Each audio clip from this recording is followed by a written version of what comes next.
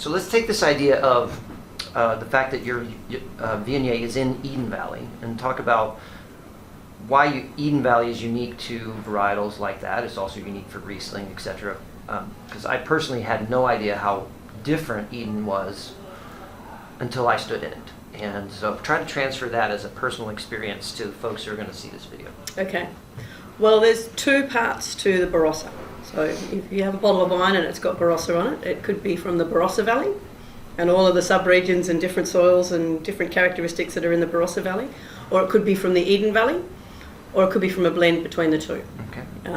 And when we define the GI of the Barossa Valley and the Eden Valley, so the three regions, two of which make up the bigger region, we did that in the late 80s, early 90s, and quite specifically because historically those two regions had been blended together.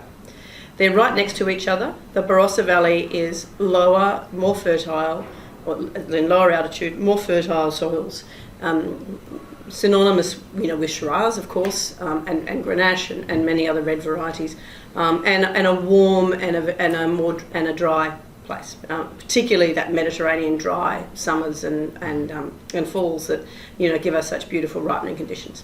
The Eden Valley sits right next to the Barossa Valley, but it's a range of hills, or they're not really mountains; they're just hills. They go up to about 1,800 feet in altitude, so and it looks down over the Barossa Valley.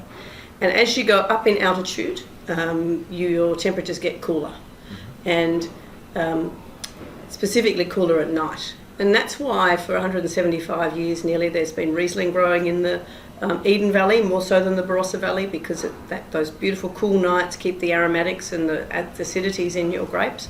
It's why more recently people have planted Chardonnay up there.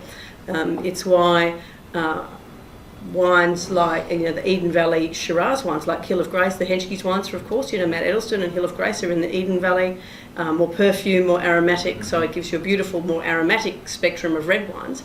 And it's why we planted Viognier up there in 1980, because even though we knew that Viognier would probably grow quite well in the Barossa Valley in a warmer climate, we thought that it would do even better in that cooler climate of the Eden Valley. Yeah, it was really, it was brought very seriously into bear for me as I visited in the fall. It was right in the middle of harvest, and we stood in the top of Eden, high Eden, and the wind coming off the ocean was cold. And it was about 55 degrees Fahrenheit that morning as we stood there. Everybody else was cold. I was like, wow, this is refreshing. And then we went down into regular Eden that evening, and we were sitting on a patio waiting to have dinner, and we all had to go inside. Yep. Yeah, I was like, okay, now it's real. Yeah.